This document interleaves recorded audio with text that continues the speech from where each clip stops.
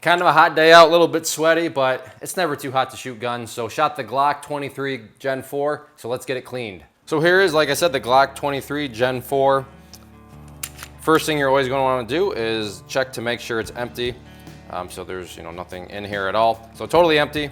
So after that's done, then you got to get everything disassembled, and luckily with the Glocks, with most pistols, very easy to do that. So with the Glock, you have these are little release levers there, so you get it locked back. Push those down, unrelease it, press the trigger, and then it comes off like that. And then you have the simple 4 pieces. I have been shooting this one quite a bit, so I am expecting this to be very dirty. So there are the 4 components that need to be clean. So what I always like to do is start with the barrel, and what I use is just CLP right here. As I say in all the cleaning videos, it really doesn't matter, at least in my opinion and from my experience. I've used, Remington, Rem oil, and all sorts of other stuff. And the camera guy uses Frog Lube, and he's happy with that. So I guess kind of whatever floats your boat. I don't think there's any right or wrong way. Now I'm sure some would disagree with me, but I mean, I've cleaned it with a lot of different stuff, and everything has worked fine. So what I like to do is just, the little trick here is milk carton container. Just get the lid, and that makes a perfect little area for your oil. So you just get that, and we start just scrubbing away.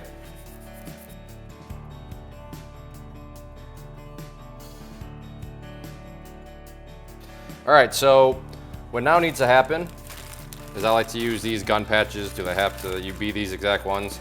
No. Do they have to be even gun patches? I'm sure you could get clever and do it some other way. But I want to get the barrel soaking for a while. And this part either goes very well or it can take a little bit. There we go. So get that in there, and then we'll just soak it. I'm definitely not a cheapskate when it comes to that.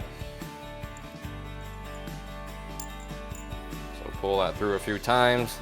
Like I said, this is just to get the barrel nice and lubricated in there, so that stuff can kind of do its thing, and just you can see even from there, pretty dark and grimy. So we'll just set that kind of off to the side here. Throw that away. So now let's go to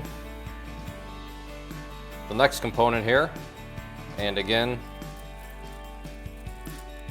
maybe grab me some more newspaper. Sitting under the closet. Get another magic trick. I'm still here, but paper is gonna all of a sudden show up out of nowhere. But for this, I mean, you're just gonna want to get it all scrubbed. This one's always a little awkward because it's not quite as easy to get to as the barrel, since it's the inside. But I mean, it's a little finagling. You can get to all the parts that you need to. As you can see, I'm using a whole lot of lubricant for the price. I'm always a kind of a believer in you might as well err on the side of too much, and that way it's maybe a little bit too much lubricated. I'd rather have these things be too much lubricated than not oiled up enough, and then you have malfunctions and stuff like that.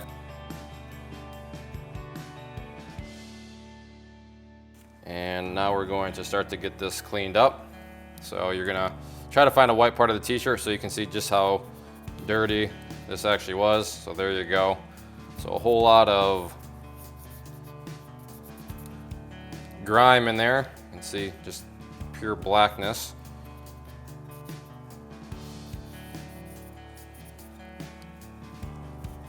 Now, does it need to be squeaky clean where you can wipe this white t-shirt and you don't see anything at all?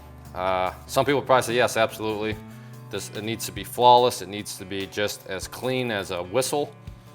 I would just disagree. I have cleaned quite a few guns, and I never get them, clean as a whistle. And then the next time I shoot them, and then I shoot them time after that, no malfunctions. I mean, the thing that I just remind myself of is these things are built to last. They're they're built to take a beating. They're built to operate under strenuous conditions. So is it good to clean them? Yes, absolutely. Do you need to clean them to be, like I said, perfectly squeaky clean? In my opinion, no. Now, here's a Q-tip that I like to do because you have all these crevices down here. So when you just do that, you can, still get some more of these kind of harder hit areas that you can't maybe get as good with a t-shirt. But again, going back to so you can see there, quite dirty. Going back to what I was talking about, am I gonna take it to the point where these Q-tips are just, I rub them around and then they're still as white as snow? No, I'm not gonna do it that much. Yeah, I'm gonna take the time to do it to get off, some of these areas, but I'm not gonna take it as far as, just having it be, even cleaner than when it came from the factory. So, got those areas good and cleaned up. Just rub down the outside a little bit. So that part is now done. Some oils in different places. This I don't spend a whole lot of time on, just like to scrub down the metal components on it, because that is where the moving parts are occurring and where the friction is occurring. So I like to just make sure those things are cleaned up, and then at the end you'll see we'll go back and kind of just rub a coat of lubricant on them just to make sure that everything is nice and oiled up. So when you have vast amounts of friction going on, which is what occurs when obviously the mechanics of all this that are going on, it's nice to alleviate the friction any way possible. So get those parts scrubbed down. See there, quite dirty. And we will be using the trusty Q-tip again because there's a whole lot of different grooves and crevices and all that good stuff. And I have quite a few other Glocks, so I mean when I say that these things don't need to be pristinely cleaned, I'm not only just talking about this one, but all my other Glocks are the same way. And just to be fair, it's not like it's only Glocks. I mean, pistols these day and age with the technology that's out there, I mean, any brand is going to be able to take a beating and operate under strenuous conditions. Maybe some better than others, but to sit here and say that one brand has to be perfectly cleaned, I think that's probably a little bit of a stretch. So got the polymer part all taken care of. So now we're going to return back to the barrel here. We'll wipe down the outer portion of it. And then we're going to go back and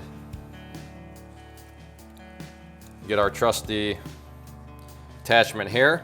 What's nice about the Glocks though is that this part actually comes with the Glock. There's something on there. There we go. Not that that's a deal breaker or anything. These parts, I never had to buy one separately, but I'd imagine they're not super expensive. So we got that, and we're just gonna put that through. The number of times you have to do it, I don't know. 3 or 4. Once for every 10,000 rounds. That was a joke. So there we go. That's been put through a few times there. I mean, I don't know if the camera's picking that up, but you can see that thing's pretty dark in and of itself. So there's definitely quite a bit of grime on there. We'll go back to our cleaning patches. And I promise you, when you do this on your own, it doesn't take as long as it is here. Because, I don't know, unless you talk to yourself out loud, then yeah, maybe it'll take as long. But if you're just kind of in the zone and doing what you need to do. So this one's just dry, I'm not soaking it or anything. So we'll just keep it dry. And you can see right there, quite a bit of grime that's come loose.